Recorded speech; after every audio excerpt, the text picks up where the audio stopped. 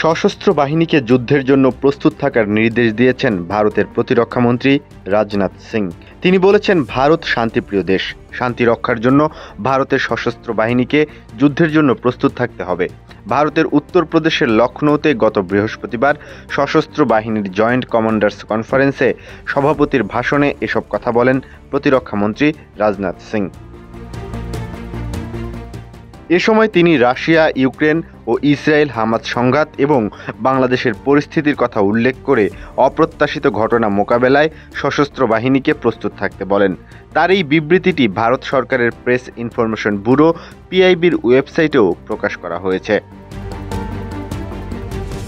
এদিকে ভারতের প্রতিরক্ষা মন্ত্রীর এমন বক্তব্যে অবাক হয়েছেন বাংলাদেশের অন্তর্বর্তীকালীন সরকারের পররাষ্ট্র উপদেষ্টা মোহাম্মদ তৌহিদ হোসেন। তিনি বলেছেন, আমি যতটা না উদ্বিগ্ন তার চেয়ে বেশি অবাক যে উনি এ ধরনের কথা কেন বললেন। কেউ না বুঝলেও আমরা আপনার প্রয়োজন বুঝি, আর তাই তো অত্যাধুনিক ফিচার সম্বলিত বিভিন্ন সাইজ আর কালারের 250-টিরও বেশি ডিজাইন অপশন নিয়ে ওয়ালটন স্মার্ট ফ্রিজ বোঝে আপনার প্রয়োজন। ভারতের সঙ্গে যুদ্ধের আশঙ্কা নাকচ করে দিয়ে পররাষ্ট্র উপদেষ্টা তৌহিদ হোসেন বলেন, আমি কোনো অবস্থাতেই মনে করি না যে ভারতের সঙ্গে আমাদের কোনো যুদ্ধ বিগ্রহ হওয়ার সম্ভাবনা আছে। এটা তিনি তার নিজের দেশের কনজাম্পশনের জন্য বলেছেন কিনা সেটা আমাদের বুঝতে হবে। আর তিনি যেভাবে কথাটা বলেছেন সেটা বিটিং অ্যারাউন্ড দ্য বুশ অনেকটা।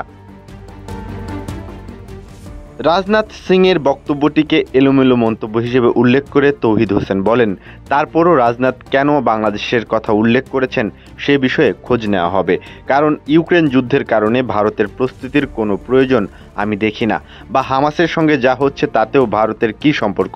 ইউক্রেন এবং হামাস ইস্যুর সঙ্গে বাংলাদেশ কিভাবে তুলনীয় হয় এটাও আমার বোধগম্যতার বাইরে। এদিকে ভারতের প্রতিরক্ষা মন্ত্রী রাজনাথ সিংয়ের বক্তব্য উদ্বেগজনক বলে মনে করেন না অন্তর্বর্তী সরকারের নৌ পরিবহন এবং বস্ত্র ও পাট মন্ত্রণালয়ের উপদেষ্টা ব্রিগেডিয়ার জেনারেল অবসরপ্রাপ্ত এম শাখাওয়াত হোসেন। শনিবার রাতে গণমাধ্যমকে বলা তার একটি টেলিফোন বার্তা প্রকাশ্যে এসেছে। সেখানে বস্ত্র ও পাট মন্ত্রণালয়ের উপদেষ্টা বলেন, আমি মনে করি না যে ভারত আমাদের সঙ্গে যুদ্ধে জড়ানোর মতো বোকামি করবে। তবে পরিস্থিতি উত্তপ্ত থাকার কারণে ভারতের বিএসএফের সঙ্গে বিজিবির বন্দুকযুদ্ধ হতে পারে, কিন্তু সরাসরি ভারতের সামরিক বাহিনী এসে বাংলাদেশে আক্রমণ করবে বলে আমি মনে করি না, কেননা বাংলাদেশ এখন সেই অবস্থানে নেই। অন্যদিকে দুই দেশের প্রতিরক্ষা বিশ্লেষকরা বলছেন, রাজনাথ সিংয়ের বক্তব্যে দুই দেশের মধ্যে তেমন কোনো প্রভাব ফেলবে না। কারণ হিসেবে তারা বলছেন, বাংলাদেশের 3 দিকে ভারতের সীমানা থাকায় দুই দেশের মধ্যে জয়েন্ট বর্ডার ম্যানেজমেন্ট, নিরাপত্তা চুক্তি সহ নানা চুক্তি রয়েছে। এমন অবস্থায় এই দুই দেশের মধ্যে সম্পর্ক থাকতেই হবে। তাদের মতে রাজনাথ সিং জেনেরিক টার্মে এই কথাটি বলেছেন।